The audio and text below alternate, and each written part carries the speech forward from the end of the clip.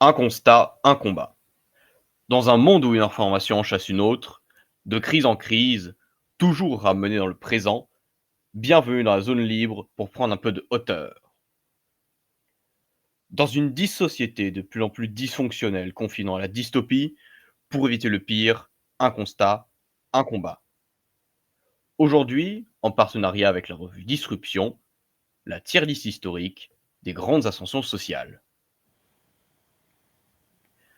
Bonsoir Gauthier, bonsoir François, ça faisait longtemps qu'on ne s'était pas réunis. Comment allez-vous? Bonsoir. Bah, on était trop occupés à monter socialement. Maintenant qu'on a atteint à peu près tous nos objectifs, qu'on voit que la République en marche ou Renaissance, je sais pas, on peut revenir aux choses sérieuses et à l'histoire. On a On, été ballotté par l'actualité. on est confortablement installé et maintenant on peut juger les gens du passé. Enfin, il y a quelques Voilà. années, il y en a un, il n'aurait pas encore été du passé, mais autre Qui chose. ont marqué plus l'histoire que notre dernier gouvernement. C'est assez simple, a priori. Voilà. Et Bon donc, alors, de qui va-t-on parler? alors, ce soir, on va parler de, pardonnez-moi pour la prononciation, de Ivaïlo. C'est bien ça, François? Ivaïlo? Oui, oui, tout à Ivaïlo le fait. Bulgare, fondateur a priori du deuxième empire bulgare. Pas fondateur, sauveur. Ah, d'accord. De Bertrand du Guesclin, donc grand général et connétable de France pendant la guerre de Cent Ans. De Hongwu, de son nom d'empereur, qui fut le fondateur de la dynastie des Ming en Chine. De Fidel Castro, héros révolutionnaire et président de la République, j'ai pas le nom complet, mais on va dire République socialiste de Cuba, Mhm. jusqu'à il y a peu d'années quand même. Jacques Coeur, célèbre marchand français de la bonne ville de Bourges et de la fin de la guerre de Cent Ans. Toyotomi Hideyoshi, l'un des 3 unificateurs du Japon aux côtés de Oda Nobunaga et de Tokugawa Ieyasu au XVIe siècle. Donc, François, je propose que nous commencions sans plus attendre et que on ait une présentation justement et une défense de ce personnage qui était Ivaïlo. Alors, Ivaïlo le Bulgare, aussi appelé Ivaïlo le Porcher ou le fermier, est un héros populaire bulgare dont la figure émerge fin XIIIe siècle, à une époque où l'Europe de l'Est, les Balkans se remettent tout juste des dernières déprédations des Mongols. L'Empire bulgare, le deuxième empire bulgare fondé par Ivan Hassen, sort durablement affaibli. Et en plus, son État peut servir éventuellement comment dire, de cible potentielle d'expansion pour les croisés qui viennent tout juste, enfin qui se sont fait chasser de Constantinople, qu'ils avaient prise durant la quatrième croisade en 1204, mais où ils gardent encore une forte présence dans les Balkans. Ah, ils ont déjà perdu Constantinople mais ils sont Oui. toujours présents. Voilà, c'est-à-dire que Thessalonique est encore à eux pendant un moment. Mmh. Ils ont également une présence dans le sud de la Grèce. Venise contrôle la mer Égée, donc ce n'est qu'un repli finalement assez bref, enfin de faible ampleur. Et cet empire bulgare qui s'affaiblit donc suscite la convoitise des croisés, mais également d'un empire byzantin qui cherche à se refaire. Et là, on a finalement, sur des latitudes qui nous semblent pourtant très éloignées, une figure populaire qui est, pour beaucoup de Bulgares, assimilable à ce que Jeanne d'Arc a été pour nous. Un homme sorti de nulle part, un garçon de ferme, qui prétend que des anges lui ont parlé Oh. et qui va mobiliser son peuple pour repousser aussi bien les ennemis de l'extérieur que de l'intérieur parce que le tsar Constantin Hassen est visiblement plus occupé à essayer de composer avec les envahisseurs plutôt qu'à les repousser. Et on a donc quelqu'un qui va faire preuve déjà de beaucoup de charisme,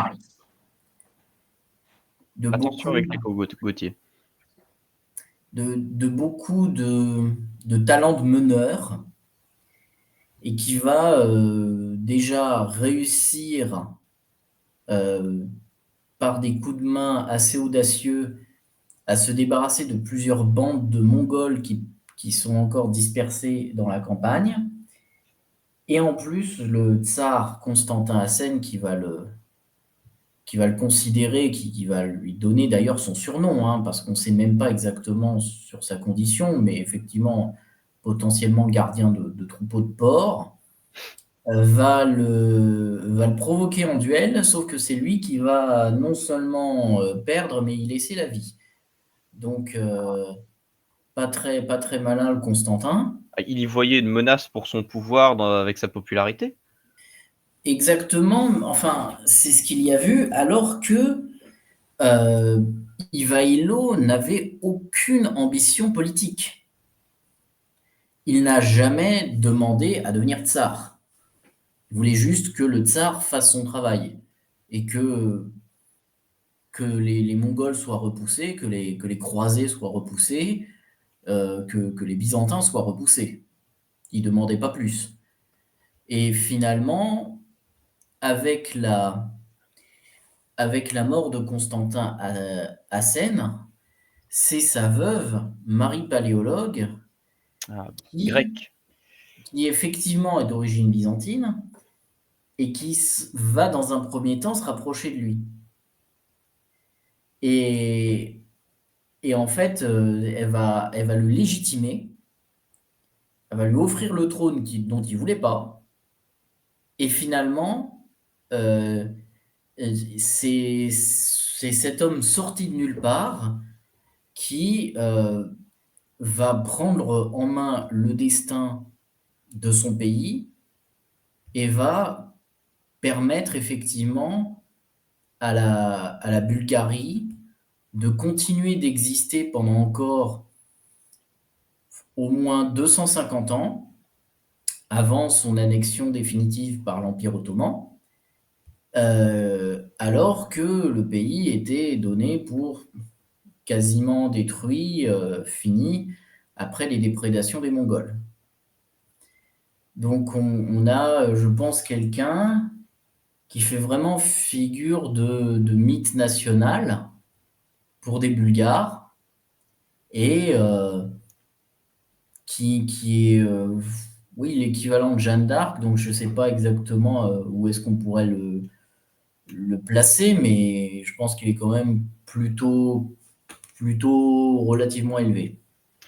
Bien, vu qu'on parle maintenant de le placer, on va peut-être justement décrire ce à quoi correspondent les différentes catégories, parce qu'on a une gradation en 5 parties, de la plus basse à la plus haute, étant la mythification, c'est-à-dire on est sur un personnage qui a grandement vu son histoire et sa légende être exagérée ou réécrite, et au final, on est quand même plus sur du mythe que de la réalité. Mhm. Au-dessus, on a un bon palmarès, c'est assez humble, c'est tout de même une belle ascension sociale, c'est du bon travail, digne d'une société qui va plutôt bien. Romanesque, on pourrait penser que c'est un personnage qui sort tout droit d'un roman. Seul un personnage de roman aurait pu réussir ça. Digne de légende, on est dans les contes homériques, ce genre de choses, avec des actes incroyables, au moins en termes d'ascension. Et élu du destin, c'est la grande consécration. S'il existe une force qui dirige l'univers, celle-ci a touché la personne et a fait tu feras de grandes choses, mon enfant, et ça a été accompli. Donc, François, où est-ce que vous metteriez justement Ivailo? Bah, je pense qu'on est presque dans le digne de légende parce que on peut pas dire que ces accomplissements aient été exagérés puisque on est sur une époque qui n'est pas forcément si lointaine que ça dans l'histoire. On a les traces écrites, on a à peu près tout. Et certaines aventures semblent trop en décalage avec leur temps pour paraître en fait, comment je dirais, fabriqué de toutes pièces. On a un récit de sa vie qui est trop détaillé pour réellement avoir été fabriqué. C'est vrai que vu comment il a été présenté, on, on dirait bien que c'est comme un peu comme un personnage, allez, je vais dire tolkienien, c'est-à-dire quelqu'un qui est Mhm. arrivé là parce qu'il le fallait, qui a vraiment sauvé une situation. Je pense il serait bien au moins digne, au moins romanesque, voire digne de légende. Effectivement. Et Alors, Gauthier, qu'est-ce que tu en penses? moi, en fait, j'ai envie un peu de doucher votre enthousiasme, mais vraiment, je vais dire un truc de bâtard. C'est que c'est fascinant tout ce qu'il a fait, je suis impressionné, mais il est bulgare. Donc, alors je suis désolé si des Bulgares nous écoutent, mais la Bulgarie, pour être élu du destin, il faut quand même au moins faire la chose qu'il a faite, mais en Roumanie, quoi. C'est un peu plus gros. Donc, je sais pas, Oui, moi, je mettrais plutôt bon palmarès, parce que c'est pas mal. Quand on est né bulgare, bah forcément, et qu'en plus on élève les cochons, on part avec deux désavantages. Bah, il a réussi à en transcender un, mais le deuxième, il ne pouvait pas le transcender parce qu'on n'oublie jamais qui on est et d'où on vient, quoi. Oh là Tu vois, là, par exemple, il y a sans doute des Yakoutes à qui il est arrivé des aventures extraordinaires. Tout le monde s'en fout, quoi. toujours dans le douchage. Avec- Donc, je mettrais bon palmarès. Mais Hmm. Est-ce je sais pas pourquoi, spécialement contre les Bulgares. Je sais pas s'il y a un yaourt qui est mal passé, mais c'est je pense qu'il faut quand même pas négliger le fait que euh, on a un personnage qui est vraiment très révéré là-bas en Bulgarie, qui a été récupéré en plus par la propagande communiste lorsque il y a eu l'établissement de la République populaire de Bulgarie, puisque c'était un porcher qui a réussi à vaincre Ah mais oui. en bataille un roi, et ce, lors de leur première rencontre, et en plus à réussir à le tuer. Euh, ah, alors là, tu me parles tout de suite, si ça a été repris par c'est, la propagande on est quand marxiste. même sur quelqu'un qui se laisse pas pisser sur les godasses. Et je dirais, bon, la Bulgarie est peut-être le pays aujourd'hui le plus pauvre de l'Union européenne, mais il n'en fut pas toujours ainsi. Effectivement. Enfin, le deuxième empire bulgare, c'était quand même pas trop mal, au moins au début. Et s'il a Oui, réussi à sauver le bousin pour 2 siècles, c'est pas voilà. dégueu, si on peut Non, et dire. puis c'est surtout s'il a inspiré les classes laborieuses dans leur volonté et leur combat pluriséculaire pour arracher aux classes dominantes la dignité, la richesse. Bah là, dans ce cas-là, je veux bien le mettre à plus parce que il est vraiment romanesque, hein, il est marxiste. Mhm. Oui, c'est-à-dire que lui-même est devenu roi sans l'avoir voulu, puisque l'autre est mort en s'empalant sur son épée. Là où Jeanne d'Arc a cherché à se sacrifier pour que l'autre devienne roi. Donc là, on a même franchi un step, quoi. Donc c'est voilà pour des mecs des Balkans, voilà, quand Ah, même. Voilà. Alors vous vouliez le mettre où? Digne de légende? Et on fait romanesque et puis voilà, on met en romanesque? voilà. Allons-y, vendu. Ensuite, suivant, un poulain. Alors, on ne voit pas sa tête, malheureusement, il a été décapité par l'illustration. Mais un poulain C'est de les Gautier. révolutionnaires quand ils sont venus chercher sa statue à Saint-Denis, peut-être. Oh là là, je pense pas qu'il y était, il était pas roi, le pauvre. Mais si, il Le était à Saint-Denis. Heureux. Ah oui, ah bah d'accord. Bon, du coup, présente-le nous, du Guesclin. Alors Bertrand du Guesclin, donc c'est un personnage né en 1320, c'est un Breton, personne n'est parfait, il est mort en 1380. Et entre-temps, il est devenu connétable de France et de Castille, et c'est un personnage majeur de la première partie de la guerre de Cent Ans. Alors, ce que je trouve qui est intéressant avec Bertrand, c'est que c'est le moment où la pratique de la royauté commence à changer avec la guerre de Cent Ans. C'est-à-dire que Charles V, Charles le Sage, comme on dit, commence à se rendre compte que les féodaux, c'est bien gentil, mais qu'en fait, il aurait besoin de mecs qui lui obéissent au doigt et à l'œil et qui sont rien sans lui. En gros, il aurait besoin de fonctionnaires. Et donc, il y a vraiment toute une, comment dire, une démarche politique entamée par Charles V pour former des gens compétents plutôt que des gens courageux. C'est par exemple l'établissement d'une bibliothèque royale avec, je crois, 500 livres à peu près, ce qui est énorme pour l'époque. Et en fait, Charles V s'arrange pour les donner à des gens, notamment à des nobles, pour essayer qu'ils se cultivent, qu'ils deviennent un peu plus performants. Donc c'est vraiment le passage d'une société féodale du courage à une société beaucoup plus où les nobles vont commencer à dépendre du roi. C'est bien montré, je trouve, dans le film de Ridley Scott, Le Dernier Duel, alors qui est postérieur parce que c'est le règne de Charles VI. Mais c'est un petit peu cette idée, on voit deux nobles. D'un côté, un noble qui se bat, qui est violent et qui est un peu osef, en fait, parce que désormais, le temps de la féodalité arrive à son, comment dire, à sa fin. Et d'un autre côté, un noble qui va commencer à se cultiver et qui va devenir beaucoup plus un fonctionnaire, en réalité moderne, un bureaucrate. Et je trouve que Du Guesclin correspond bien à ça. Alors, il y a toute une légende comme lequel il vient des fins fonds de Bretagne, et puis il fait un tournoi où il défait 15 chevaliers. Son père lui avait interdit de concourir, mais il le fait quand même. Ce qui montre déjà, dans cette légende, comment il y a une réécriture royale du noble qui va désobéir à sa famille, désobéir à sa lignée féodale. Et au bout d'un moment, cette désobéissance rapporte, rapporte des dividendes, puisqu'il est repéré par Charles V. Et là, Charles V va en faire un peu l'exécuteur des basses œuvres.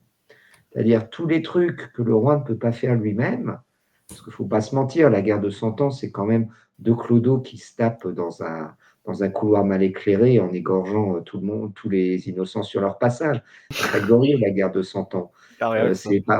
C'est lutter contre les grandes compagnies, notamment en Auvergne, ce que fera Du Guesclin, c'est-à-dire en gros des bandits, quoi. Et puis après, on l'enverra en Castille pour régler une querelle de succession, et ça se finit par un égorgement dans une porte cochère. C'est vraiment, Du Guesclin, il l'est dans ses actes et dans son physique. Et c'est sans doute là où il y a une vraie légende du Guesclin, c'est comment peut-on être aussi laid. Même Nicolas Sarkozy n'y était pas arrivé, mais quand on voit les chansons de gestes sur Du Guesclin, on a l'impression vraiment que sa laideur est mythologique, quoi, à ce niveau-là.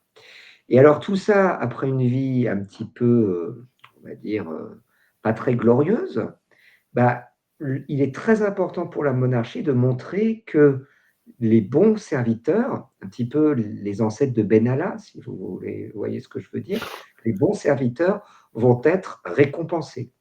Et c'est comme ça que Du Guesclin est nommé grand connétable de France, enfin un truc de dingue.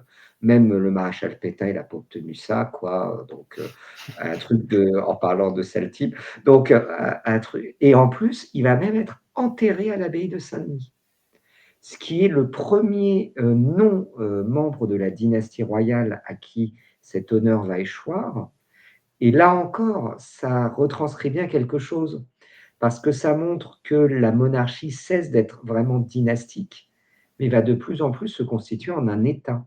Et dans un État, il y a certes le roi, mais il y a aussi ses fidèles serviteurs, ses grands fonctionnaires, entre guillemets.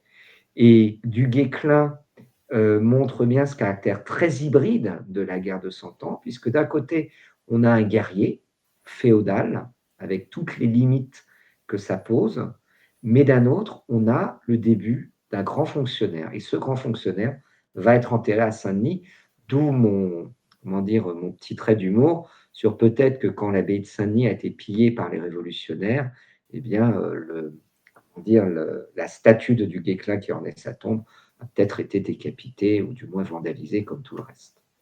Voilà. Ah là là. Depuis, si je me souviens bien, ça faisait un moment que tu voulais parler du Guesclin, mais pour lui tailler un costard. Mais du Ah coup, bah, il est d'origine noble, du Guesclin. C'est un noble breton. Petit noble peut-être, mais mais breton quand même, oui, c'est vrai. C'est vrai, mais c'est je crois qu'il était dans une fratrie, ils étaient plus de 10, il avait quand même pas un très, très grand avenir, hein. S'il avait pas sucé la roue de Charles V, ça oh aurait là été là. compliqué.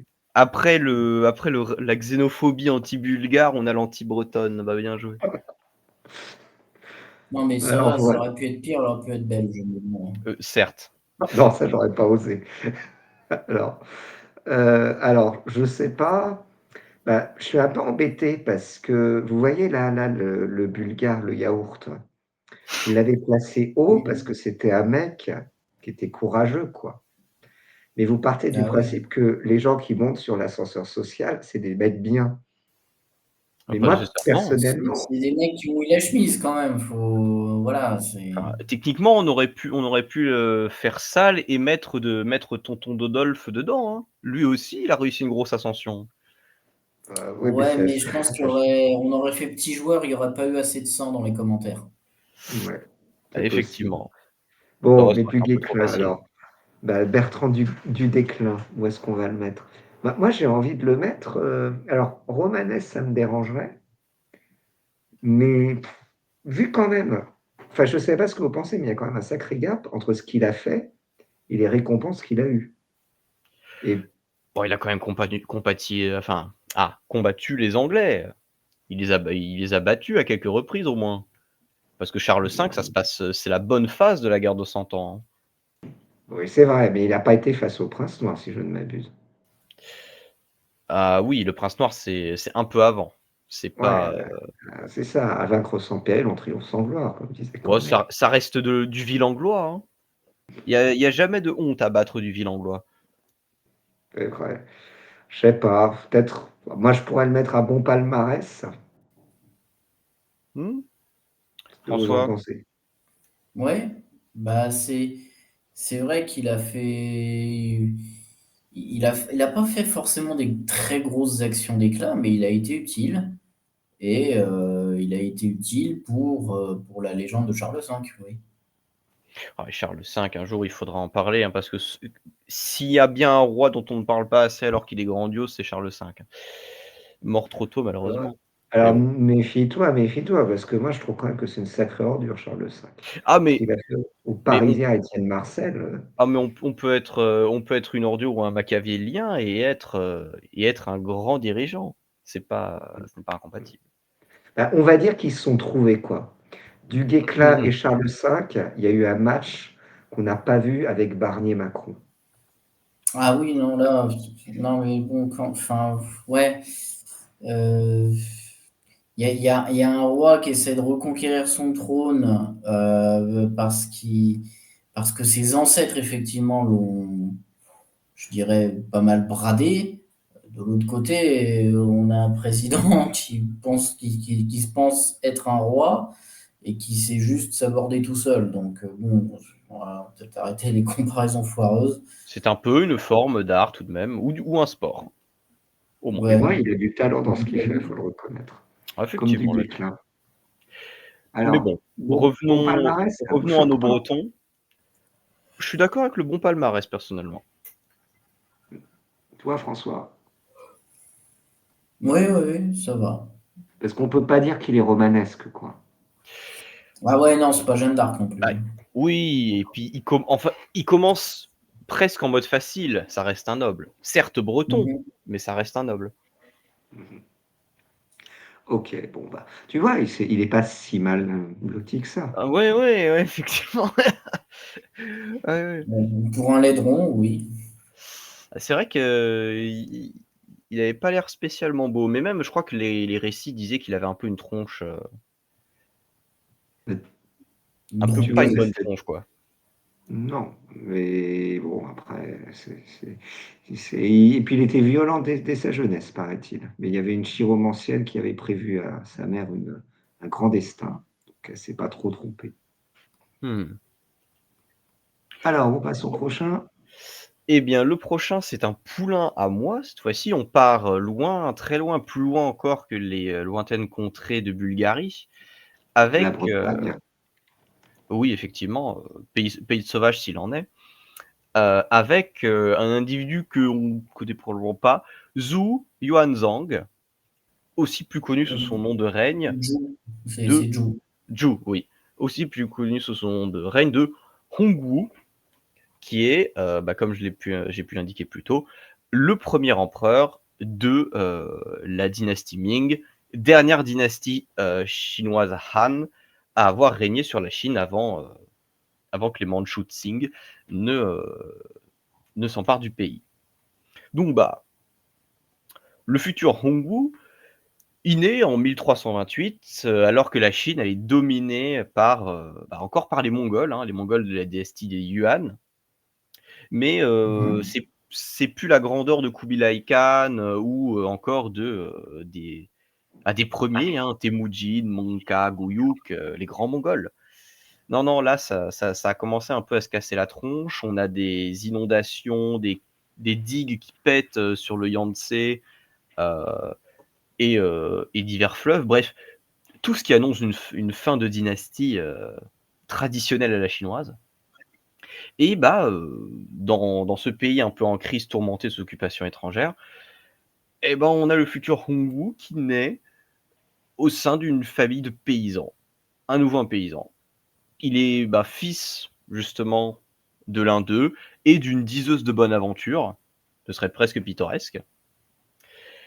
Il va avoir une vie qui va pas être facile parce que, vivant dans une quasi-indigence, il va devoir devenir moine mendiant errant dans la Chine du Sud pendant plusieurs années, avant de se trouver une vocation et de se dire un peu à la Jeanne d'Arc: on va bouter les Anglais, hors de France ou de Chine, mais on va bouter les Yuan ou les Mongols hors de Chine. Et c'est comme ça qu'il va rejoindre la grande révolte des turbans rouges, hein, encore des turbans, les révoltes des turbans en Chine, ils aiment ça, en 1352. Alors c'est une vaste Mhm. révolte où on a plein de ré plein de rébellions qui explosent dans tout le sud de la Chine. La prise, Yuan sur la Chine justement s'écroule à ce moment et il va rejoindre l'un des partis, non pas en tant que chef de ceux-ci, mais simplement en tant que commandant. Parce que, apparemment, il a vraiment ça, il arrive à galvaniser les gens et à bien les commander. Et si bien que, il réussit à vaincre, non pas des Mongols, ce qui paraît un peu bizarre, mais d'autres Chinois, notamment un grand rival, dans le sud de la Chine qui est Shen Yuliang, compliqué à dire, Ça, non. Shen Yuliang, qu'il bat à la bataille du lac Poyang. Donc c'est une énorme bataille navale sur un lac, à l'intérieur à l'intérieur de la Chine. C'est la Chine, faut pas chercher, c'est démesuré. Et à la suite de ça, en fait, les Mongols perdent totalement le contrôle du sud de la Chine, qui n'est pas du tout un même terrain que le nord de la Chine. C'est beaucoup plus montagneux, tropical, c'est pas les belles plaines du nord et tout ça. Du coup, c'est plus galère à tenir. Et avec ça, la révolte, prend vraiment de l'ampleur. Elle se solidifie autour de l'homme que Hongwu soutient. Mais pas de bol, celui-ci meurt. Il meurt en 1337 et c'est l'occasion que va saisir Hongwu pour, prendre sa place. C'est un général qui a du succès, qui a réussi à remporter des campagnes, il a soumis des provinces entières et il prend la tête, justement de la révolte des Turbans rouges et il continue le travail et en 1368, il fonde officiellement la dynastie Ming ou Da Ming qui, veut dire, grand resplendissant environ, on va dire et avec ça, fort de sa nouvelle dynastie, il va passer le Yangtze, donc le grand fleuve du centre de la Chine, et commencer à tabasser les Mongols qui sont au nord pour les repousser hors de Chine, au-delà de la Grande Muraille. Et bah, il va tenter de pousser sa chance. Ce qu'il veut, lui, c'est récupérer tout l'Empire Yuan pour son compte, un vrai Chinois, hein, pour resoumettre ces barbares de cavaliers. Sauf que bah, il va pas réussir. Il va envoyer plus de 200 000 hommes pour essayer de battre définitivement les Mongols. Sauf que ça va pas bien se passer. Et bah, en 1372, 4 ans après la proclamation de la dynastie, et bah, ces armées elles vont se faire casser les dents dans le cœur du territoire mongol. Ça va pas empêcher que les Mongols vont pas pouvoir reprendre le territoire perdu, mais bah, la soumission de la Mongolie et la récupération de l'entièreté de l'héritage yuan, c'est raté. Mais bon, ça, Hongwu, c'est pas trop son problème parce que, bah, il va se contenter de ce qu'il a, c'est-à-dire la Chine propre, peuplée, peuplée de Han, mais de populations aussi du sud, les Cantonais, tout ça, on connaît, hein, ce sont des Chinois, mais pas comme les autres. Et bah, il va mettre en place, des politiques assez intéressantes. Parce que, bah, je rappelle, c'est un paysan à la base et lui, ce qu'il veut alors déjà, il aime bien les paysans, hein, parce qu'il connaît, il sait ce que c'est la dure vie de labeur, du travailleur de la terre et lui, ce qu'il veut et bah, c'est que les villages de paysans, ils soient autosuffisants, qu'ils puissent vivre sur leurs propres ressources et qu'ils n'aient pas à craindre la guerre ou le brigandage. Et du coup, pour ça, il va mener plusieurs politiques qui visent à rétablir la stabilité de la Chine, hein, qui, je rappelle, était en crise sur la fin des Yuan. Et entre autres, ce qu'il veut, c'est restaurer la moralité et l'ordre, hein, dans la logique confucéenne, dans la bonne logique de pureté du pays, réguler la bureaucratie pour éviter les abus de pouvoir, centraliser le pouvoir autour de sa personne, réduire la corruption. Et il a le souci aussi du futur, hein. Pour un paysan, il est quand même assez clairvoyant, parce qu'il prévoit déjà le déclin de la société qu'il veut restaurer dans sa grandeur et de ses descendants, parce qu'il veut faire en sorte que les lois qu'il met en place eh bien, soient inamovibles. Il est sûr de son coup, il sait qu'il prend les bonnes décisions et il veut que personne ne puisse les changer. Alors ça n'a pas forcément marché, mais il avait à cœur de prévenir justement un déclin qui, on prendra quand même du temps à arriver, hein. Les Ming, ça va durer au moins 300 ans. Donc, il a quand même réussi à mettre sur pied une belle dynastie chinoise tout de même. Il va choisir des militaires qui lui sont loyaux et qui va en plus se permettre de choisir sur des bases de compétences. Donc, le beurre, l'argent du beurre et les fesses de la crémière. Il va réformer le système militaire, il va mettre en place des basses taxes, hein, pour vous donner une idée. Il ne va récolter que 3% des récoltes récupérées par les paysans. C'est quand même vachement peu, hein, comme taux de taxation, ça ferait rêver et bah, vu que c'est un paysan, comme je l'ai dit, son truc, c'est l'agriculture. Lui, ce qu'il veut, c'est favoriser le développement de l'agriculture. Il a un dédain pour la chose commerciale, un comble quand on est un Chinois quand même, à la tête du plus gros empire du monde à l'époque. Bon, à l'exception de quelques coins où ça bastonne peut-être un peu plus sec. Mais son truc, c'est l'agriculture. Et un peu à la chinois moderne, on va dire, en anglais, on pourrait parler d'un contrôle freak, c'est-à-dire quelqu'un qui veut tout contrôler et il veut réguler la vie au sein de l'empire, ce qu'on y produit, mais aussi ce qu'on y consomme pour que tout le monde vive selon ses propres moyens et besoins. Il veut uniformiser comment les gens se parlent, mais aussi comment ils s'appellent. Il veut les limiter. Ça fait presque proto-dictature quand même, mais il a le mandat du ciel. C'est un empereur, c'est pas un dictateur. Il veut aussi, et c'est vraiment que ça fait chinois et ça fait communiste, il veut que chaque homme dispose de sa propre terre il va confisquer énormément de terres à des grands propriétaires terriens pour les redistribuer à des pauvres qui n'en ont pas. Il va faire en sorte que les pauvres puissent avoir des rations de riz, du bois et des vêtements fournis par l'État, que les personnes âgées disposent de nourriture et à boire au-delà de 60 ans. Il va abolir l'esclavage. Alors, l'esclavage et le commerce d'esclaves, sauf pour la famille impériale, faut pas déconner, faut se garder quelques droits. Il va lancer des programmes d'irrigation, construire des digues, des barrages, des canaux.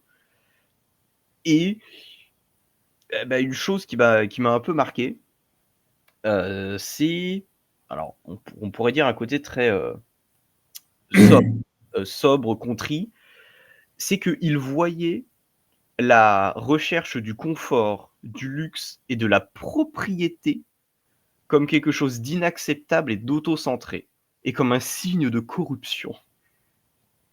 Si ça, c'est pas quelqu'un qui a un problème avec la richesse et qui a une espèce d'humilité maladive. Il s'était converti au catholicisme ou quoi? Il est plus Non, difficile non, mais je suis sûr pour... que c'est un proto-communiste. C'est Mao, il s'est réincarné. Mao, à la base, c'était lui, et il s'est réincarné plus tard. Il a vu que ça passait pas d'être un gentil, et il a dit je vais recommencer, mais de manière plus énervée, plus tard. Mais Parce que, excuse-moi Noah, mais si je puis me permettre, il a l'air quand même d'être assez énervé, le mec. ah, Parce mais il que est. il est Oui, stalinien. Il est oui, oui. stalinien, il a une police politique. Il tue tous les mecs de sa police politique pour être sûr qu'après ils vont pas gêner le successeur. Il tue Mais, les généraux. mais- alors, tu ne crois pas si bien dire. Alors, il tue pas forcément les généraux, mais il a fait tuer l'un de ses grands chanceliers pour complot, puis il va dissoudre la charge et faire en sorte qu'elle ne soit plus jamais recréée. Un jour, il va faire des purges politiques qui vont faire 100 000 morts.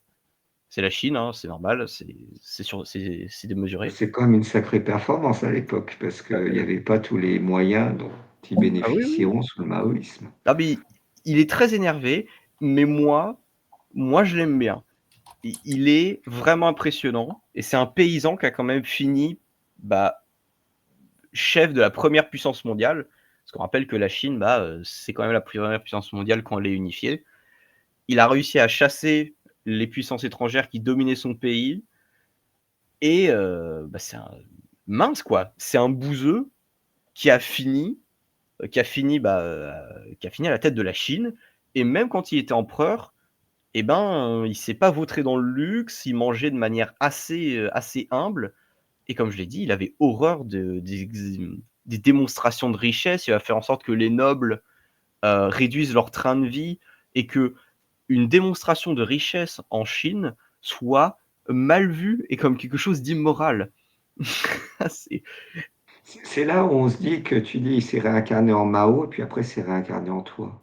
quand C'est même un pas. autoportrait que tu nous fais là. Ah oui, oui, Euh, oui, absolument. Je veux devenir empereur de Chine. Je n'aurais non, pas cette prétention. tu veux devenir modeste et détaché des biens matériels. Ah non, mais je suis un peu admiratif, même si c'est vrai que ça reste un autocrate et il était brutal.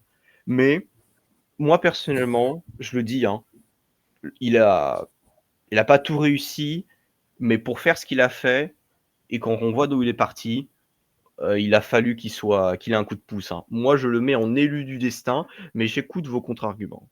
Alors, je ne veux pas c'est un Chinois, parce qu'on a déjà eu 2 cartes racistes. Mais Faudrait pas. j'oserais pas parce que C'est pas moi qui l'ai la fait, hein, mais différence entre les Chinois, les Bretons et les Bulgares, c'est que les Bretons et les Bulgares sont blancs. Donc je peux me permettre le racisme. Avec les Chinois, je le ferai jamais. Ah, bon, il a la protection alors. Mais bon, qu'en dites-vous? Que dites-vous? Moi, je dis, franchement, élu du destin, François, hein. François. En fait, il y a pas mal de mythification quand même dans son parcours parce que dans la partie de la vie où il a participé aux révoltes qui vont mettre fin au règne des Mongols sur la Chine, ce qu'il y a, c'est qu'il n'était pas tout seul. Oui, Il y avait d'autres chefs et en plus, on ne sait pas exactement quels sont ses premiers accomplissements. Donc, ce qui s'est passé, c'est que contrairement à notre Bulgare de tout à l'heure, ce qui s'est passé, c'est que Ivaïlo, lui, par exemple, il est mort assassiné par son ennemi mongol sur la fin de son règne. Et en fait, ça a un peu remis en cause sa légitimité, mais on peut dire que Ivaïlo, lui, par exemple, a été constamment en guerre, là où Hongwu a pu repousser les Mongols et ensuite s'occuper de la Chine en profondeur.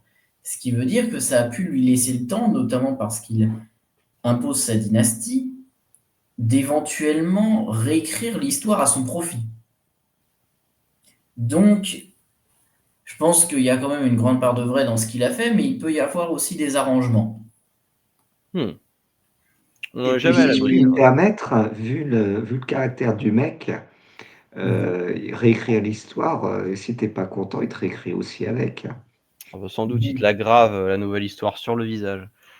Non, mais il est fort possible qu'un personnage comme celui-là, dont on a finalement comme seule source de son histoire que sa version à lui, bon, il peut y avoir effectivement il a pu y avoir des arrangements.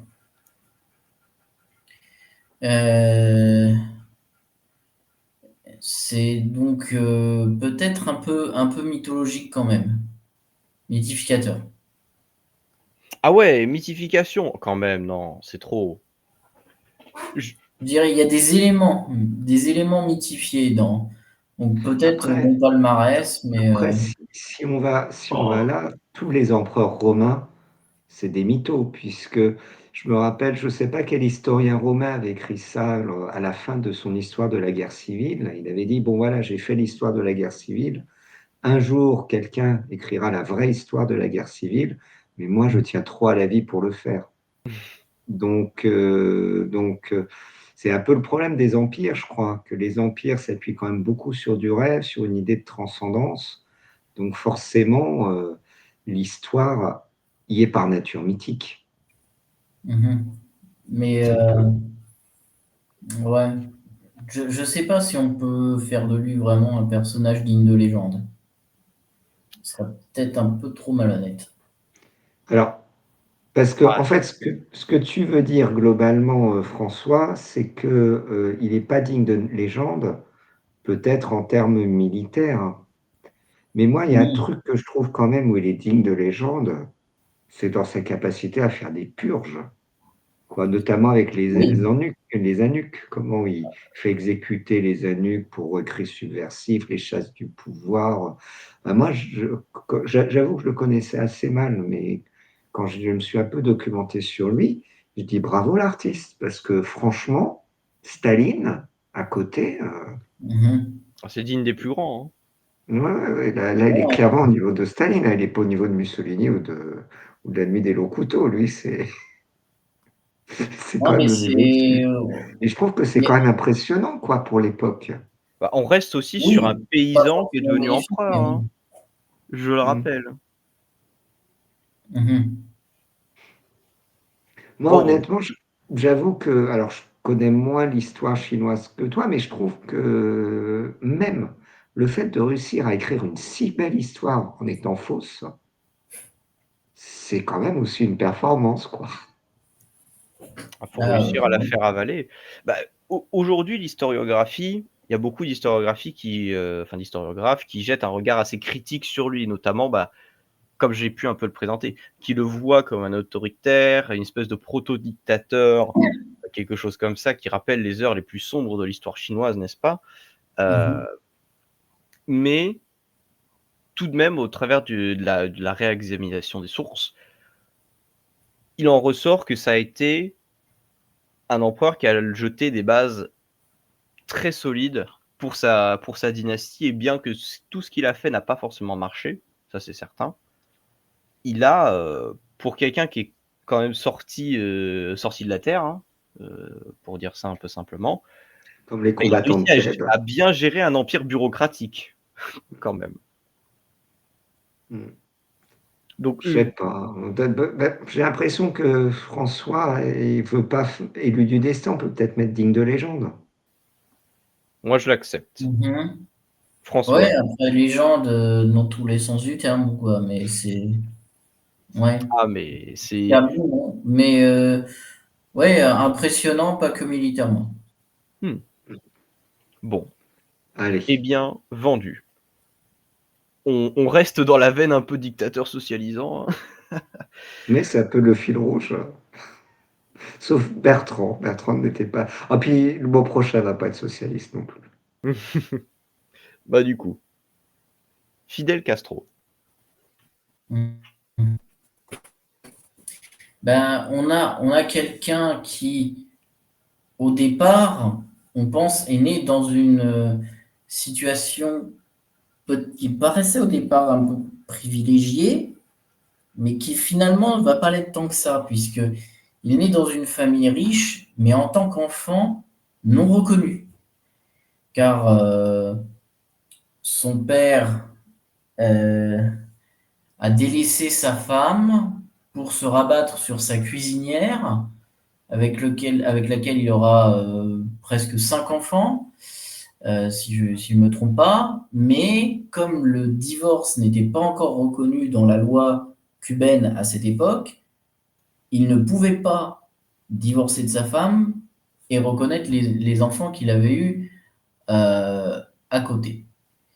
Mais il y a une part de capital culturel qui est quand même assez importante. Après, ça reste quand même un fils non reconnu d'une élite d'un pays qui est né au final qu'une petite île, des Caraïbes, pas franchement la région la plus riche du monde.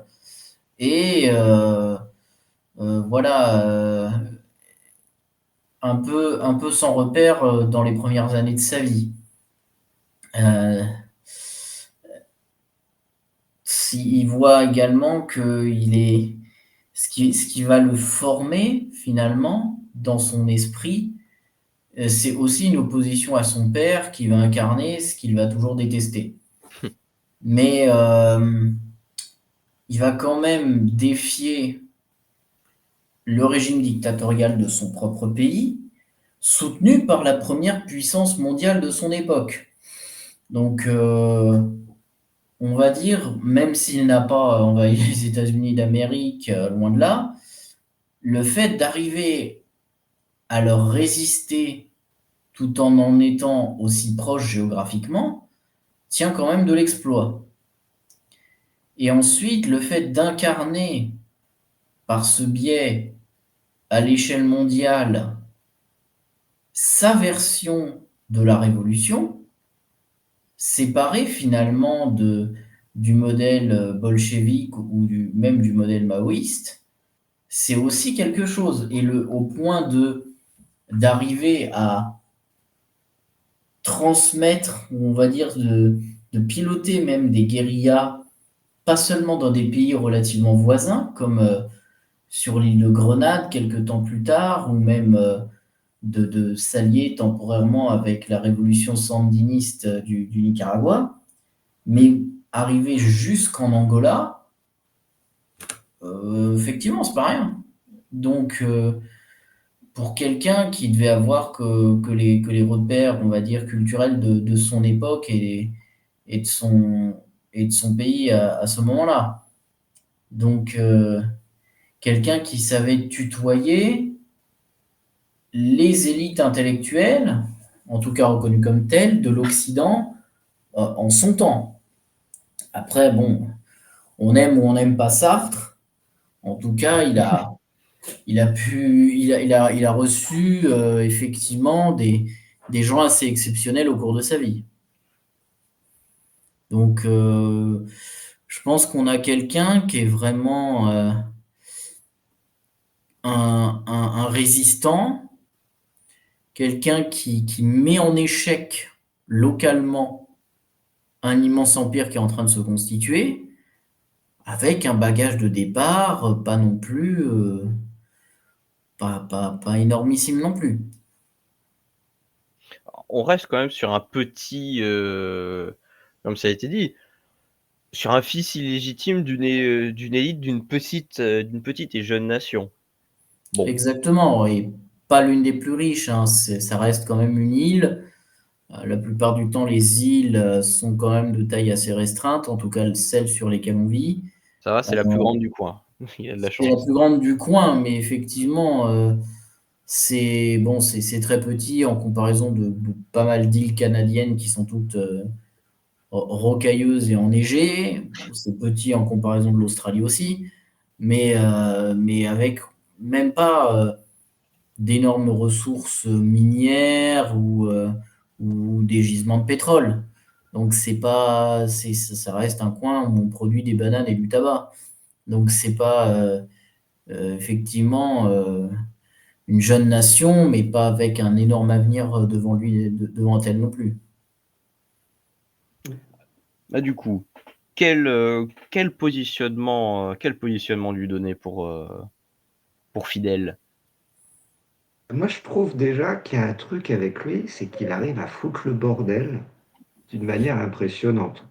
C'est vrai. Parce que brutalement, il ringardise tellement les soviétiques, parce qu'il ne faut pas se mentir, le communisme, c'est plus rigolo en jouant, en étant à la Havane qu'en étant à Moscou, hein. Oui, bien Et sûr. donc, et en fait, il ringardise tellement qu'ils sont obligés de faire semblant de l'aimer, sinon ils passent vraiment pour des vieux schnocks. Et moi, j'admire notamment le moment de la crise des missiles de Cuba, où en fait les soviétiques veulent tellement pas l'aider, mais qu'ils sont obligés de le faire, et que ça crée un bordel, et qu'on passe à 2 doigts de la guerre nucléaire mondiale, juste parce qu'il a ringardisé les soviétiques. Et ça, je trouve quand même ça, c'est assez performant. Alors, moi, ce que je pensais pendant toute ta présentation, François, c'est pourquoi pas prendre Che Guevara.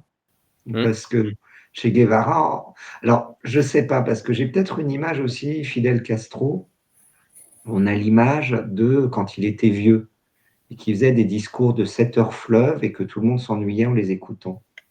Mais peut-être que, et d'un autre côté, Che Guevara, la chance qu'il a eue, c'est qu'il est mort jeune. Donc il est resté un sexe symbole. Et je me demande si Fidel Castro avait cette même puissance d'attraction sexuelle que Che Guevara quand il était, voilà, Ne nous en dis pas trop sur ta vie privée, mais Oui, effectivement. disons que Fidel a duré plus longtemps. Et surtout, Et Fidel, il a eu le il a pouvoir. été, en durant plus longtemps, il a pu bâtir sa légende plus longtemps aussi. Mmh. C'est devenu l'increvable, en fait, Fidel Castro, finalement. C'est Mmh. devenu celui qui a survécu à tous les présidents américains et à l'URSS. C'est vrai. Tandis que bah, la légende du Che, en comparaison, a été de beaucoup plus courte durée. Mmh. Oui, Et, et, je vois. euh, et quelque part, je pense même que sur les circonstances de départ, le Che était quelque part très différent. Il a beaucoup, les deux ont beaucoup collaboré, ils se sont mutuellement beaucoup apportés, mais je pense que pour arriver au point où il en est arrivé, ça a été plus difficile pour Fidel que pour le Che. Mmh. Bah, moi, Ouais, je comprends, je comprends. je trouve que ça, globalement, quand même, j'insiste, hein, il part pas non plus avec, pas autant en mode facile que du Guesclin, mais il Hmm. part avec un petit bagage quand même. C'est pas quelqu'un qui sort de nulle part, même si on pourrait dire que Cuba, c'est nulle part. Mais Non, c'est quand pas même, Napoléon non plus.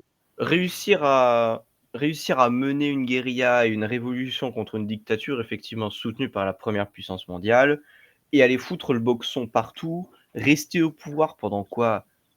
40-50 ans? Heu, Moi je trouve que c'est pas mal. Je pense pas honnêtement que c'est quelque chose de légendaire. Bon, on parle quand même de Cuba, hein, mais c'est au moins romanesque, assurément, je pense. Oui, romanesque, je suis d'accord. C'est vrai que ça me ferait un peu bizarre, mais là, on va peut-être avoir des ennuis. C'est que comme on a mis l'empereur paysan chinois digne de légende, on risque d'avoir du mal à mettre quelqu'un plus haut quand même. Mais romanesque, ça m'irait bien pour Castro. Toi, François? Ouais, bah c'est. Après, en fait, plus la figure est récente, plus on a des détails réels et vérifiables sur sa vie, et donc Mhm. plus quelque part ça l'amènerait en haut. Même s'il y a toujours des Si c'est tentatives exceptionnel. de réécriture, plus ces héros en fait sont proches de nous, plus on en sait sur eux, mais comme eux, ils le savent aussi, ils ont toujours été dans la certaine démarche d'écrire un peu leur légende à eux. Mhm. Donc des fois, faut pouvoir faire vraiment le tri entre ce qui serait fiable et pas fiable en ce qui le concerne. Il y a eu effectivement des fois des rumeurs sur les circonstances de sa naissance qu'il a lui-même entretenues et qui ont entretenu le flou. Mais je pense qu'on est vraiment sur quelqu'un de digne d'une légende parce que euh, toutes ces figures finalement sont bien formatées, non, on va dire, elles sont inscrites dans leur contexte.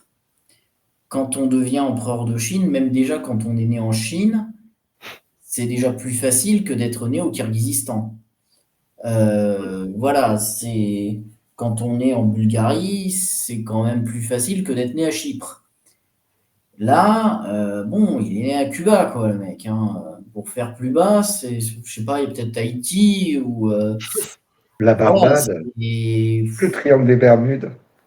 ouais, bah, il n'en serait pas sorti à ce moment-là, mais c'est voilà, faut prendre des fois vraiment la personne en tant que légende sur les résultats qu'il a accomplis par rapport à son environnement de départ, hein. C'est plus facile de faire un résultat impressionnant quand on prend la tête de la Chine que quand on prend la tête de Cuba. Ouais, mais Déjà, prendre le pouvoir, c'est difficile, mais en faire quelque chose d'exceptionnel, voilà, c'est quand la Chine communiste, par exemple, va intervenir dans la guerre de Corée, euh, il y aura certes des accomplissements, mais ça reste quand même un grand pays qui intervient sur un plus petit. Quand on a Cuba qui va soutenir la révolution angolaise, le pays qui s'était quasiment jamais doté de flotte, euh, guérilla dans la jungle sur une grande échelle, des liens avec le continent africain et tout, ça tenait quasiment de l'inimaginable, quoi.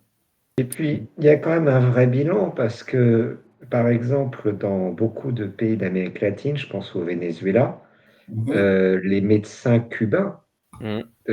sont une véritable arme de soft power.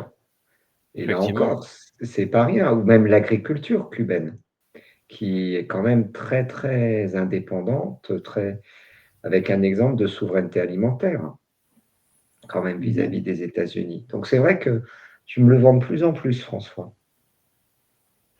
Bah, comme quoi, peut être une figure controversée tout en restant une légende. Hmm. Je resterai sur romanesque, enfin romanesque plus haut que notre bulgare, mais si vous dites légende, bah je me plierai. Bon, écoute, je suis de gauche, donc mes légendes. Pour fidèle. On part donc sur la légende. On va quitter le ciel ensoleillé des Caraïbes pour revenir au ciel morose de la France et plus précisément de Et de Bourges du coup. Bourges, notamment. Donc vas-y Gauthier, présente-nous Alors, un peu ce grand commerçant.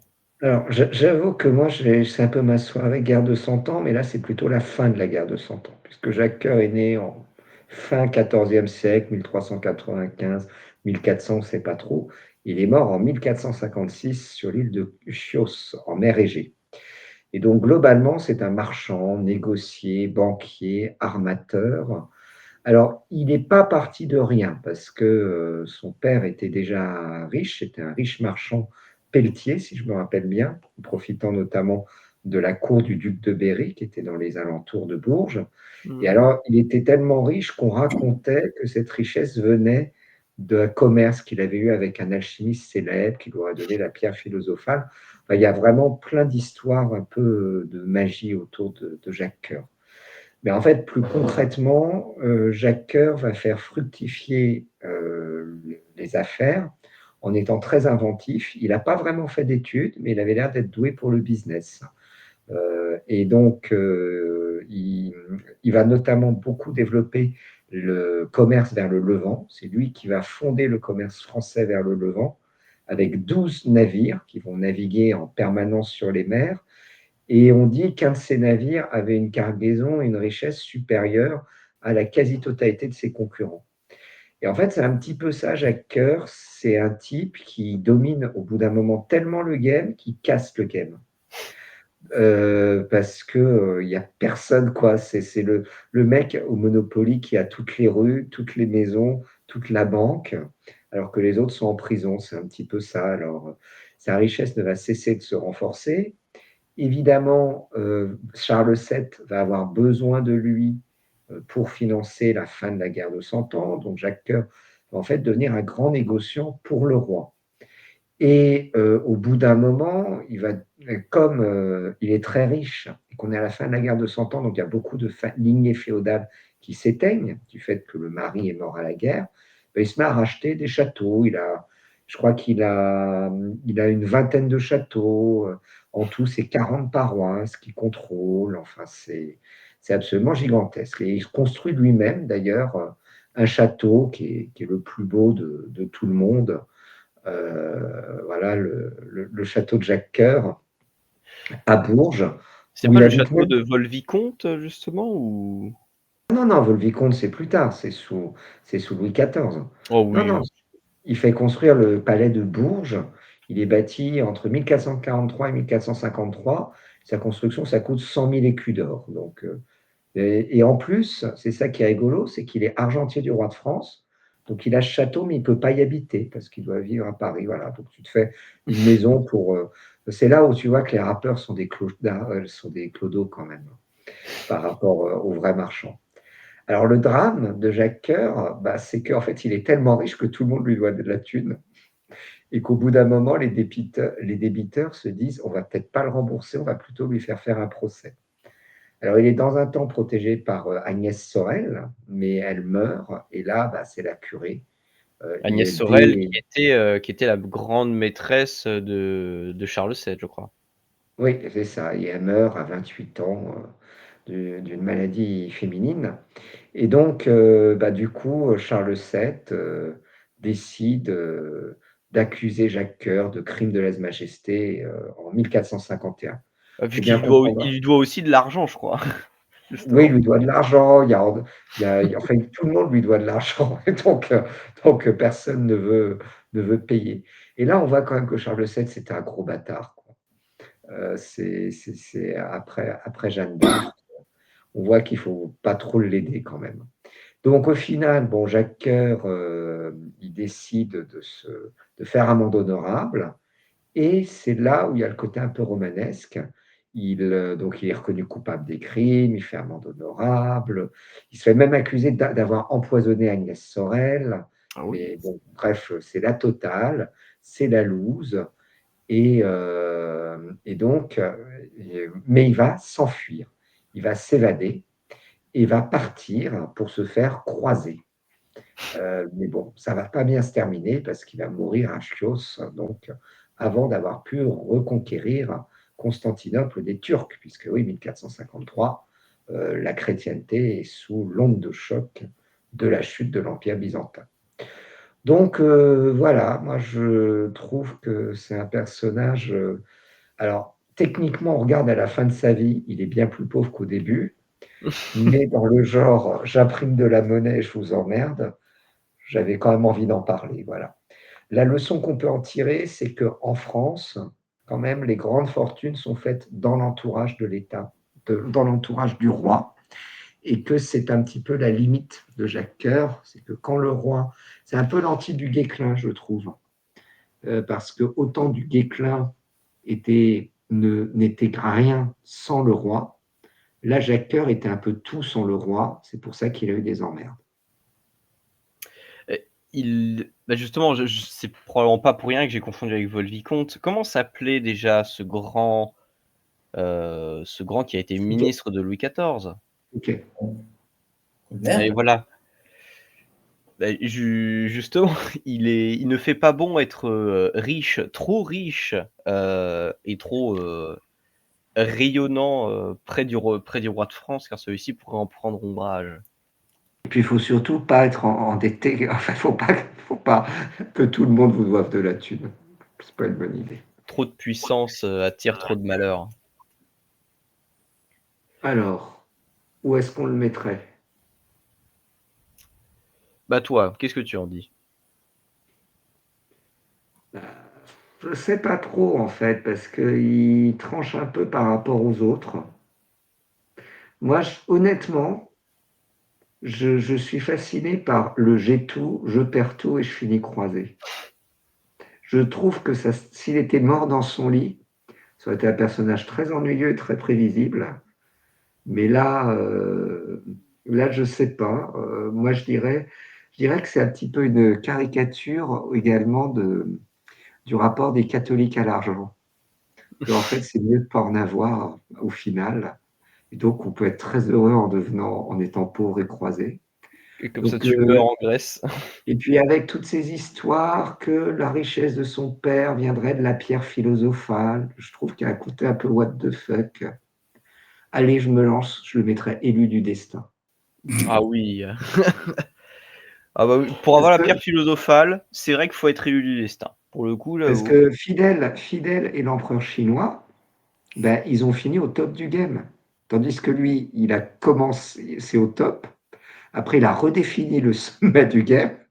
Et après, il est tombé comme une merde. Il s'est retrouvé clodo. Je En veux fait, dire ça me que rappelle, ça me rappelle Trump, qui une fois, avec sa fille, était dans une rue à New York, avait vu un clochard.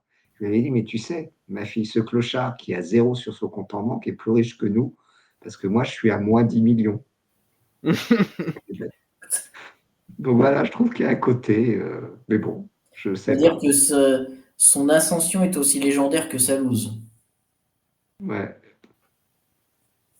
T'as les deux en Voilà. même temps, le yin et le yang. Je sais pas si le destin l'a élu, mais je sais pas trop pour faire quoi finalement. C'est au bout d'un moment, Faire de l'argent. le destin t'a choisi pour jouir puis souffrir. Et ce, dans n'importe quel ordre. Pour faire de l'argent Ouais, et ensuite le roi de France est pas d'accord. ouais. Et puis après, je vais tenter un truc. Et puis non, ça va pas marcher. Mais ouais, parce qu'en fait, là, si le destin l'a élu lui, je sais pas ce qu'il avait en tête, le destin, en fait. Il avait en tête de dire vanitas vanitatis. Voilà. Il avait en tête de dire je peux prendre un mec et je peux en faire ce que je veux. Ah, il avait C'est peut-être un peu trop bu curieux. aussi, hein, ce soir-là. Ouais, Après, je le sais pas. destin, personne n'a dit que le destin c'était sympa. En général, tu te prends dans la gueule et puis tu gères. Non, Oui. je vous en sens dubitatif. Ah, je sais pas. Bah, moi, je trouve que c'est pas trop mal, mais on est quand même sur les ascensions sociales. Et bon, Et il là, il est élu commence. du destin pour la descente sociale. C'est vrai que ça pourrait se défendre, mais j'aurais plutôt tendance à dire romanesque parce que pour la fin, ça fait vraiment, ça va partir en croisade et tout. On commence une nouvelle histoire, un nouvel arc, et finalement non, l'auteur il meurt en cours, du coup, hop là, En on clôture là-dessus. 1453 en plus. Partir en croisade en 1453, c'est un peu à contre-temps quand même. Ah, Ah, bah, c'est le bon mieux vaut moment, tard quoi. que jamais. Exactement, c'est vraiment le bon moment et le dernier moment. Voilà, c'est avant fermeture. C'est ça. Du coup, Bon, allez, romanesque. moi je dirais romanesque en dessous du bulgare, Ok. mais un petit romanesque. Petit. Bah, j'ai tenté du destin, mais si ça ne marche pas, j'ai fait romanesque. Le l'élu lâché du destin. Elle est vendue pour le Je remaniement. m'imagine bien, tu sais, taguer sur des murs à Chios. Fils de pute, le destin. Monde de merde. C'est Ouais, ça. c'est trop ça. Pays de merde, comme dirait quelqu'un. Alors, bon, on retourne pour le dernier de notre liste. On retourne dans les contrées exotiques de l'Orient. Cette fois-ci, pas sur le centre du monde, hein, mais sur À une île un côté. petit peu plus loin. C'est ça. Là où vous voyez l'endroit qui brille très fort, vous regardez à côté, il y a un petit truc qui brille un peu moins. Et ben, on est au Japon. Avec, on est à la fin de l'époque du Sengoku Jidai, donc le Japon qui est en guerre civile, l'autorité centrale qui s'est Ça arrive complètement souvent. ouah, quand même. L'autorité centrale qui sont complètement effondrées, le shogun qui n'a plus d'autorité, l'empereur, il sert à rien, il sert le thé, et les seigneurs, les daimyo font la loi. Et en ce plutôt 16e siècle, il y a 3 personnages importants qui vont émerger pour l'histoire du Japon, connus comme les 3 unificateurs. Oda Nobunaga le premier, qui est resté dans l'histoire sous beaucoup d'autres noms pas forcément flatteurs. Toyotomi Hideyoshi, celui qui nous intéresse, c'est Tokugawa Ieyasu qui va rafler le pactole et fonder son propre shogunat. Mais avant Tokugawa Ieyasu, il y a Toyotomi Hideyoshi. Et Toyotomi Hideyoshi, moi j'aime bien la terre, j'aime bien la campagne, du coup j'ai pris un paysan. Lui, il est né Avec paysan. l'accent comme ça, oui. Et ça, il est né paysan, hein, l'accent typique du Japon, Oui, tout à euh, fait. sur le territoire des Imagawa, hein, si jamais quelqu'un voit quoi que ce soit ou a joué à Shogun 2. Il n'est pas trop loin du territoire du clan Oda, hein, donc le clan de Oda Nobunaga. Donc il est fils de paysan, hein, encore une fois, voilà, c'est très humble. Il a la chance quand même d'être envoyé à l'école. Bon, une école de monastère et c'est l'école du Japon du 16e, hein, donc c'est pas forcément la folie. Mais c'est toujours mieux que rien. Et on n'a pas trop d'informations sur lui. On sait qu'il est renvoyé de l'école parce qu'il est indiscipliné, donc ça devait être un petit peu un fouteur de merde. Et à 20 ans, ouais, on fait un gros bond en avant. À 20 ans, il est repéré par Oda Nobunaga parce qu'il servait déjà l'un de ses serviteurs. Et là, c'est le grand patron qui le remarque et il entre à son service. Oda, lui, il a des grands plans, il veut mettre fin à la guerre civile au Japon, il veut unifier le merdier et instaurer son propre régime, à savoir une dictature militaire. Du coup, il a du travail à faire.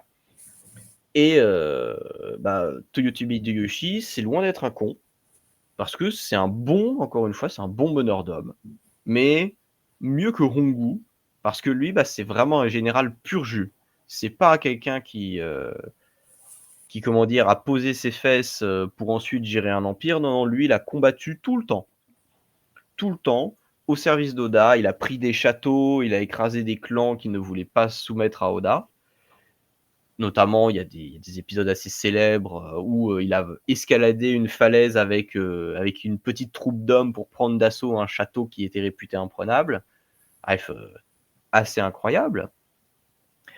Et alors qu'il avait été envoyé par Oda, qui était presque le maître du Japon, c'était au moins l'homme le plus puissant du Japon, alors qu'il avait été envoyé pour tabasser des gens dans la région d'Hiroshima, le clan Mori, un clan maritime, voilà, qui va soumettre en 5 jours. Hein. En 5 jours, il va soumettre un clan quand même relativement important. Et Oda, il va mourir. Il va se faire trahir. Et il va être forcé de se faire seppuku, donc le sacrifice, le suicide rituel des samouraïs, donc souvent le ventre avec son katana, tout ça. Et pas content, Hideyoshi va revenir. Il va revenir sur ses pas pour aller confronter celui qui a trahi son maître. Donc Akeji Mitsuhide, hein, quelqu'un dont le nom est frappé par le sceau de l'infamie. Et il va lui casser la figure, il va le tuer, et il va renforcer petit à petit son pouvoir. Il ne prend pas la succession d'Oda, mais il se rapproche de la cour impériale, il s'entend plutôt bien avec l'empereur et il devient un homme très puissant. Déjà qu'il est populaire, parce que c'est un général qui a du succès et il va se créer des connexions et notamment il va se marier avec des descendants de la famille Fujiwara, qui est aujourd'hui c'est une famille qui existe encore, hein, et c'est l'une des plus anciennes familles du Japon, avec la famille impériale. Et il va avoir l'honneur d'être anobli en personne par l'empereur du Japon. C'est quand même pas rien. C'est lui et sa famille, donc la famille Hideyoshi, la famille Toyotomi, pardon, la seule famille qui va intégrer la noblesse japonaise depuis l'Antiquité japonaise. L'Antiquité japonaise, c'était 5 à 7 siècles auparavant. Attention, hein, c'était pas si loin que nous. On vient en décalé. Décalage horaire sûrement. Et c'est l'une des seules familles qui ne prétend pas avoir une ascendance qui est liée au dieu Shinto. Parce que oui, les descendants, les nobles, c'est des descendants de dieux, blabla, tout ça, tout ça. On connaît l'ascendance des empereurs japonais. Et il va devenir noble, reconnu en personne par l'empereur, si bien que en 1586, c'est la consécration. Il a accumulé suffisamment d'influence et de pouvoir, et il est nommé Kampaku, ou ministre des Affaires suprêmes. Donc, les Africains, avec leur titre généralissime, président à vie ou tout ça, c'est un peu la gnognotte, parce que ministre des Affaires suprêmes, c'est pas dégueu. On est quasiment sur empereur des empereurs, roi des rois. Bref, un anneau pour tous les gouverner. Et avec ça, il est l'homme le plus puissant du Japon. Alors, il va user un peu de son autorité, hein. Entre autres, il va soumettre des daimyo qui ne reconnaissent pas son autorité, notamment sur l'île de Kyushu, donc l'île la plus au sud. Il va en profiter au passage pour interdire le christianisme en 87. Parce que les chrétiens, ils sont un petit peu gênants et subversifs, hein, avec leur... C'est une bonne idée, ça. Les Chinois se mordent les doigts de pas de l'avoir fait avec autant de vigueur. Ah oui, eux ils vont percevoir un peu plus le danger, on va dire, du christianisme pour les structures de pouvoir, on va dire, traditionnelles japonaises. Il y a l'exemple le plus célèbre, je fais une petite digression, tu sais, c'est les pauvres Xhosa, le peuple donc africain en Afrique du Sud.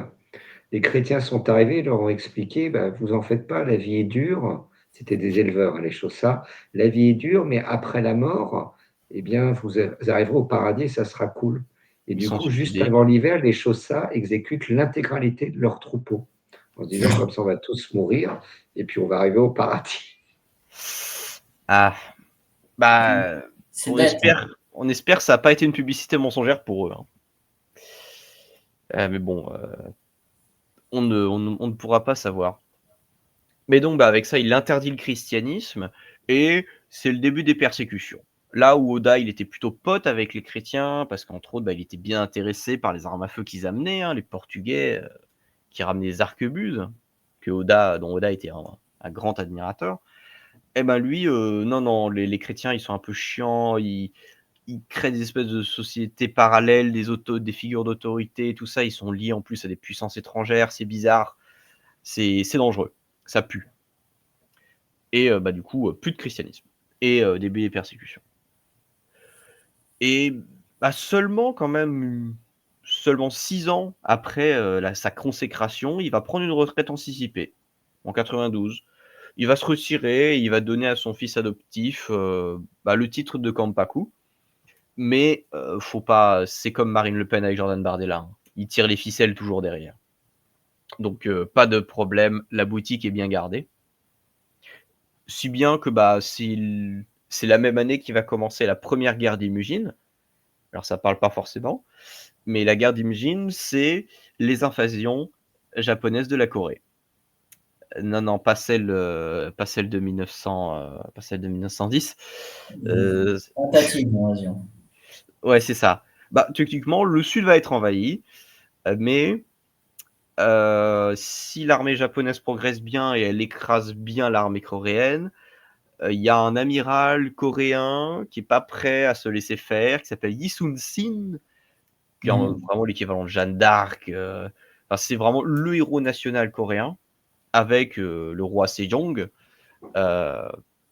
Et il va, en infériorité numérique totale, réussir à exploser la flotte japonaise, si bien que les Japonais, ils n'ont plus de ravitaillement nécessaire pour continuer la campagne et ils doivent retourner sur leur île, alors que ils étaient bien partis pour conquérir la Corée, parce que elle n'était pas soutenue à ce moment-là par la Chine voisine.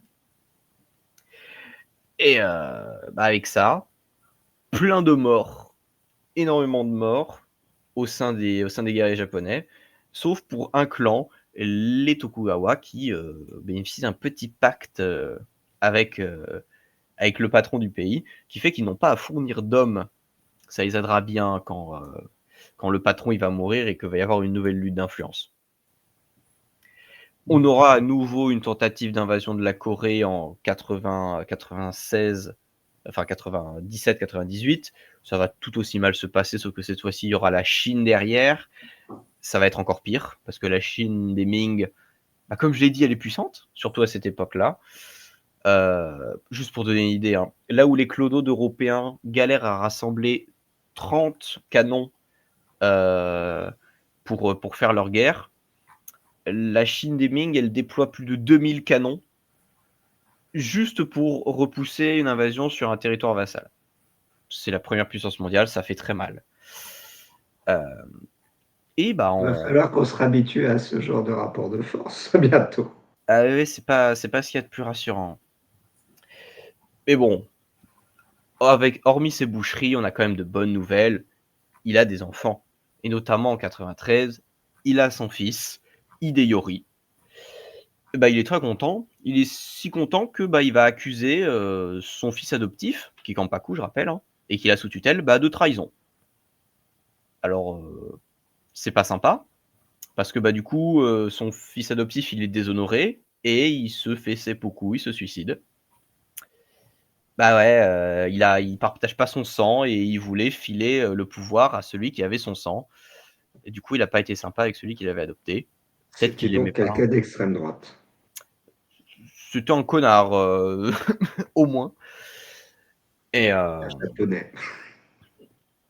Oh non, tout de suite.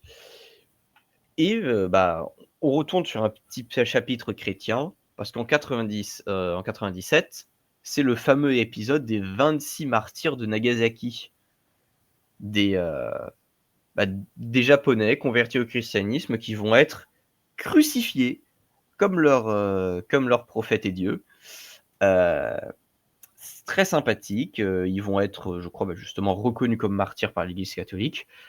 Et ça va marquer un peu au fer rouge une certaine mauvaise image d'Hideyoshi par rapport aux chrétiens. Mais bon, Ieyasu fera des choses pas mal aussi contre eux. Et sentant sa fin venir, il lui reste plus qu'1 an à vivre à ce moment-là. Et il va confier son fils à 5 de ses proches conseillers, dont Tokugawa Ieyasu. Ça va pas bien se passer pour son pauvre fils, parce qu'il va se faire écarter, et finalement, il va se faire quick, parce que il représentait un peu un danger. Et Toyotomi Hideyoshi, il meurt en 98, en tenant le Japon dans sa main, mais un Japon qui l'aura quand même bien meurtri en l'envoyant dans le hachoir à viande qu'a été la Corée. Je rappelle, on n'est pas en 49, pas du tout pareil, mais un hachoir en viande quand même. Et c'est ainsi que meurt le second unificateur, enfin le deuxième plutôt, unificateur du Japon, en 1598. Qu'est-ce que vous en pensez? Pas trop mal quand même. François. Oui, non, tout à fait. On est sur de la bonne grosse figure, quoi. C'est bien documenté, c'est... Ouais, non, on peut pas forcément dire qu'il y a eu trop d'inconnus dans son parcours. Il y a eu pas mal d'aventures de tenter. Donc, ouais. Non, toi, qu'est-ce que t'en dis? Moi, je dirais, pas forcément digne de légende, même si pourquoi pas. Mais il a quand même pas fini empereur de son pays, même si c'était quasiment, il avait la réalité du pouvoir. Il aurait pu fonder un shogunat s'il avait mieux géré. Mais je pense qu'il est au moins romanesque parce que c'est quelqu'un qui est, c'est son ascension sociale va être l'une des raisons pour laquelle le système de caste japonais va se rigidifier avec le shogunat Tokugawa. Parce que c'est un paysan qui a fini comme première figure, l'empereur compte pas, du Japon dans une époque très troublée. C'est dire à quel point, si tu étais compétent, la méritocratie à l'époque, surtout militaire, c'était quelque chose. Donc je pense qu'il est au moins romanesque. Ouais, moi je serais d'accord pour romanesque. D'accord, François? Ouais, ok. Ouais, ouais. Allez, Je allons-y. pense que presque légende même. On le mettrait au-dessus du bulgare? Hmm, ouais, je sais pas trop. Le Bulgare est mort dans une tentative d'assassinat contre lui. Lui, il a ôté sa propre vie lui-même. Il s'est pas fait seppuku, il est mort de Ah cause non, c'est pas naturelle a lui. priori. Ouais, donc ça peut effectivement le faire durer plus longtemps. Qu'est-ce Non, c'est à peu près équivalent. C'est à peu qu'est-ce que près tu penses, équivalent. Gauthier? On le met au-dessus ou en dessous slash égal? Moi j'ai tendance à penser que le bulgare est quand même bulgare, donc c'est plus glorieux, quoi. Parce que Mmh. là, l'empereur du Japon, enfin le Japon, ça nous fait rêver et tout. Moi, ce dont je me rends compte, c'est qu'on va encore nous accuser d'être de mauvais patriotes parce que les deux lanternes rouges, c'est deux Français. Beh, c'est toi aussi qui choisis mal tes poulains, hein, à croire que c'est volontaire de ta part, hein. Non, mais c'est que je pensais vraiment que Jacques Coeur, j'allais réussir à vous le vendre fils du destin. Ah Mais oui, bon, dans oui. la vie, on fait ce qu'on peut, pas toujours ce qu'on veut. Bah, écoutez monsieur, votre dossier était trop faible, veuillez réessayer l'année prochaine. Ouais, mais j'ai le seum. J'accepte pas la défaite. Je suis un mal dominant. Ah là là, mais il faut savoir accepter la défaite, hein, à un moment donné. Bon. Donc, oui, non, mais ça, je pense que le bulgare, déjà, parce que on parle pas assez de la Bulgarie, je trouve. Donc, C'est il vrai, mérite d'être devant le japonais. c'est vrai. Un jour peut-être parlera-t-on de Boris III, Beaucoup non mais aussi, Celui ouais. dont j'aimerais parler un jour, c'est Dimitrov. sacré, Dimitrov, ce nom me dit quelque chose, mais Ben, c'est celui qui, ça a été le leader communiste bulgare après la Seconde ah! Guerre mondiale. Et puis, il avait été accusé notamment lors de l'incendie du Reichstag. Ah ouais! Ah oui, quand même. Ah, effectivement, c'est un sacré parcours. Bon, messieurs, merci beaucoup pour ces présentations. J'espère Mhm. que vous êtes amusés, que c'était intéressant. Moi, j'ai bien aimé. Ouais, très chouette. Mhm. Merci pour vos choix qui étaient vraiment tellement meilleurs que les miens. Ah, on a peut-être fait j'ai peut-être fait, moi, un peu de l'overkill, mais Ouais, t'avais envie de gagner. T'avais envie de gagner, mais Castro t'a surpris. viva la révolution, hein, après tout. Mhm. Ouais, Bon, oh. Eh bien, euh, sur ce, du coup, messieurs, je vous souhaite bonne nuit. Merci aux spectateurs et à ceux qui nous regarderont, peut-être, plus tard sur YouTube. Merci beaucoup, messieurs, bonne soirée. et bonne soirée à tous et bonne Bonne soirée à soirée. vous. Au revoir.